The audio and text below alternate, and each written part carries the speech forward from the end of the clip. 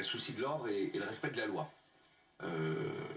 On a envoyé également aux collègues préfets un télégramme hier en fin de journée pour leur rappeler que les mairies, édifices publics, ne pouvaient être pavoisés de drapeaux étrangers, et notamment en l'espèce palestinien. Mais c'est la même chose pour les drapeaux israéliens. Il n'y a pas deux poids, deux mesures.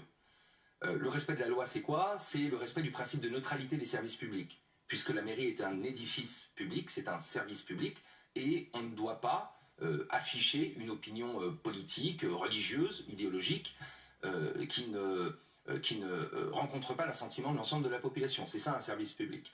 Et puis, deuxième règle importante, c'est que les collectivités territoriales n'ont pas le droit d'interférer dans la politique étrangère du gouvernement. C'est une compétence exclusive de l'État. Donc on a deux motifs pour déférer les décisions de pavoisement aux couleurs palestiniennes sur les mairies. Et je rappelle quand même aux édiles, aux maires qui seraient tentés de le faire, un certain nombre l'ont déjà déclaré publiquement, il y a un risque évident de dérive et de trouble à l'ordre public.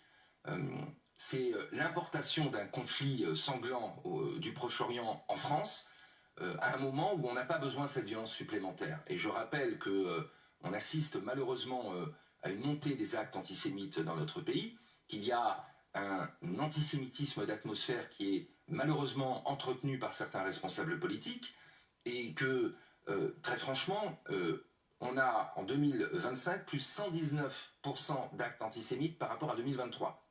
Donc c'est grave, et je crois que chacun doit se montrer responsable. Qu'est-ce qui se passera si un maire ne respecte pas la règle et pavoise sa mairie du drapeau palestinien? Les préfets ont pour consigne d'appeler les élus pour leur demander de retirer ces drapeaux du fronton des mairies, et s'ils ne font pas, eh bien, ils déféreront en référé la décision du maire, et la jurisprudence du Conseil d'État est assez claire en la matière. C'est une décision qui ne fait pas la différence entre le drapeau palestinien et le drapeau israélien, sachant que c'est Israël qui a été attaqué le 7 octobre 2023. La loi est la même pour tous. Voilà.